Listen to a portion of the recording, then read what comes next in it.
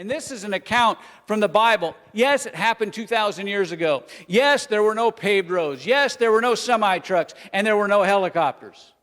But other than that, it's just like my story. This account is about the challenges. It's about the heartaches. It's about the trials. It's about the impossible that we face in life.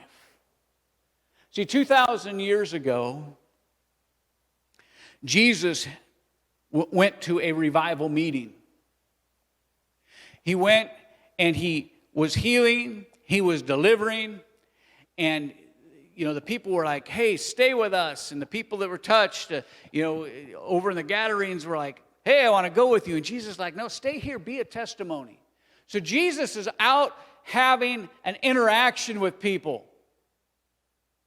And then it says that he sailed back across the Sea of Galilee, and when he got to the other side, it says there was a large crowd that met him. And a ruler, who one account it says his daughter had died, and another account said that she was near unto death. And he came begging Jesus for help. He was in his darkest hour. He was facing his greatest challenge. And Jesus said to him, don't worry, do not fear. And in the midst of the interaction, while Jesus is there ministering, while Jesus is in there communicating, while Jesus is having this conversation with Jairus, something else happens. Let me give you a little bit of a backstory. There's a woman in this certain town, and this woman was a woman of substance. She had great wealth, but she had developed a blood condition. She was facing her impossible. She was facing the greatest challenge of her life. And she did everything she knew to do. She went to the very best doctors. She got the very best treatment. She got the very best care that was available at the time. In fact, as the care was so good, it says that in the 12-year period of time that she dealt with this blood condition that made her unclean in society, she spent every penny that she had. So not only now was she facing a physical issue, she was now facing a financial issue. But what she really needed was a spiritual answer.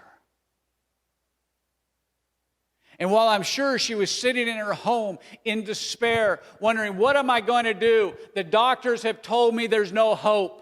There's no chance for me. They don't have a cure. They don't want to see me anymore because my insurance has run out. My money has run out. There is no possibility. What am I going to do? She heard that Jesus was in town. Knowing that it was against the law and would subject her to being put to death by stoning, the Bible says that she sought after Jesus. It said that the crowds around Jesus, the crowds that were touching him, the crowds that were trying to get close to him, were so great that people couldn't push through.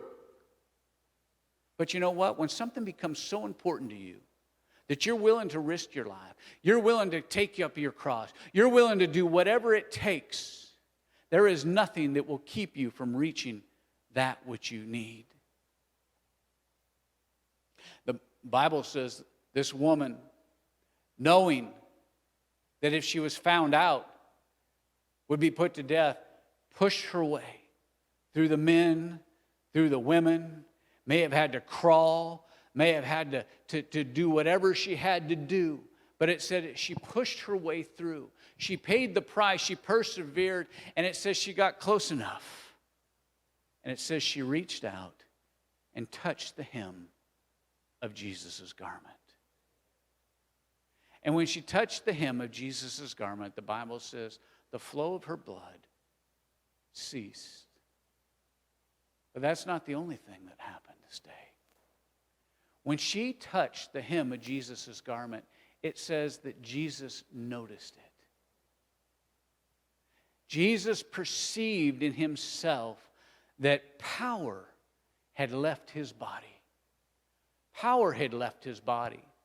And so Jesus has hundreds of people that are just all around him, pushing him. You ever been to a crowd at a sporting event or a concert, and you're trying to get in, and it's just there's just this thrall of people?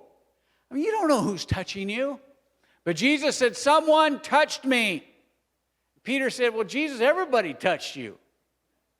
He said, no, they may have all touched me, but somebody reached in and touched my virtue. Somebody reached in by faith and touched my power. Somebody reached into the impossible and took extraordinary from my life. And the woman, it says, couldn't withhold, but fell down at his feet and told him the whole of the matter. And Jesus looked at her and said, daughter, your faith has made you well.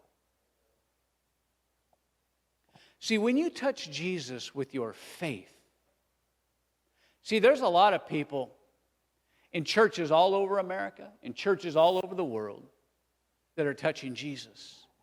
They're crowding around him. They're touching Jesus. But there's no power leaving his body. Because there's no faith touching his.